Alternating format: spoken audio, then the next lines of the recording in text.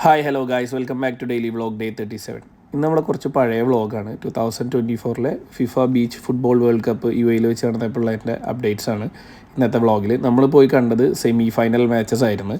So അതിൽ first semi final Iran versus ബ്രസീലായിരുന്നു. അതിൽ ബ്രസീൽ ഒരു on field penalty goal score ചെയ്യുന്നതാണ് കാണുന്നത്. പിന്നെ അവിടെ വൺ സെലിബ്രേഷൻ ആയിരുന്നു.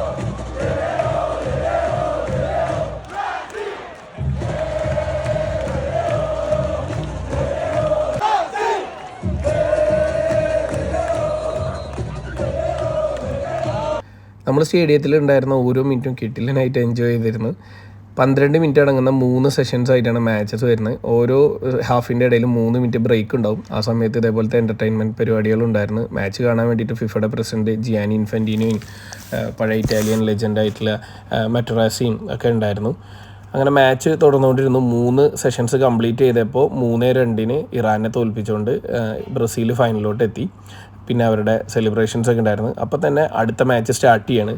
സെക്കൻഡ് സെമി ഉണ്ടായിരുന്ന ഇറ്റലിയും അതുപോലെ തന്നെ ബെലാറസും ആയിട്ടായിരുന്നു. സോ അതിൽ ഓരോ പ്ലേയേഴ്സിനെയും സെപ്പറേറ്റ് ആയിട്ടുള്ള ഇൻട്രൊഡക്ഷൻ ആയിരുന്നു. അപ്പോൾ ഈ പ്ലേയേഴ്സിനെ ഫെമിലിയർ അല്ലാത്ത ആൾക്കാർക്കും പ്ലേയേഴ്സിനെ മനസ്സിലാക്കാനുള്ള ഒരു ഓപ്പർച്യൂണിറ്റി ഉണ്ടായിരുന്നു. മാച്ച് തുടങ്ങിയ പാടെ തന്നെ ഇറ്റലി ഡോമിനേറ്റ് ചെയ്ത് തുടങ്ങി. ഇറ്റലിക്കൊരു നല്ലൊരു മുന്നേറ്റം ഉണ്ടായിരുന്നു ഇറ്റലിയുടെ സൈഡിൽ നിന്ന്. ഗോളെന്ന് ഉറപ്പിച്ച് സെലിബ്രേഷനൊക്കെ ഓൾമോസ്റ്റ് ഇറ്റാലിയൻ ഫാൻസ് സ്റ്റാർട്ട് ചെയ്ത സമയത്താണ് അവർക്ക് അവരുടെ ലാസ്റ്റ് ടൈമിൽ അൺഫോർച്ചുനേറ്റ് ആയിട്ടുള്ള അവർക്ക് ഗോൾ കൺവേർട്ട് ചെയ്യാൻ പറ്റാണ്ടിരുന്നത്.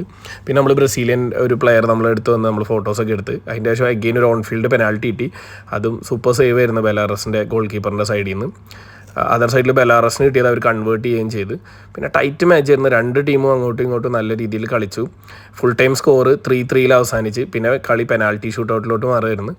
ആദ്യത്തെ കിക്ക് ബെലാറസിന് മിസ്സായി. പിന്നീട് ഇറ്റലിയും അതുപോലെ തന്നെ ബെലാറസും എല്ലാ കിക്കും വലയിലാക്കി. പക്ഷേ ഫൈനൽ കിക്ക് ഇറ്റലി ഗോൾ കണ്ടെത്തി അവർ ഫൈനലിലോട്ട് ബ്രസീലിനെ നേരിടാൻ കടന്നു. ഇവരുടെ ആഘോഷം ഈ ഫൈനൽ വരെ നീണ്ടുന്നുള്ളൂ. ഫൈനലിൽ ബ്രസീലിനോട് 6-4 തോറ്റ് ഇറ്റലി പുറത്താവുകയാണ് ഉണ്ടായത്.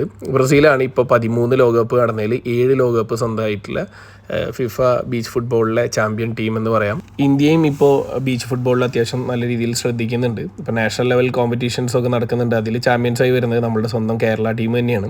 അതിൻ്റെ ശേഷം AFC കപ്പ് നമ്മൾ തായ്ലൻഡിൽ വെച്ച് കളിച്ചിരുന്നു. നമുക്ക് അങ്ങനെ വലിയ റിസൾട്ടൊന്നും ഉണ്ടാക്കാൻ പറ്റില്ല. പക്ഷേ നമുക്ക് ഇനി വരുന്ന ഇയേഴ്സിൽ നമ്മൾ കാര്യമായിട്ട് ഫോക്കസ് ചെയ്താൽ ഇന്ത്യക്ക് മുന്നോട്ട് വരാൻ സാധിക്കും. ബൈ.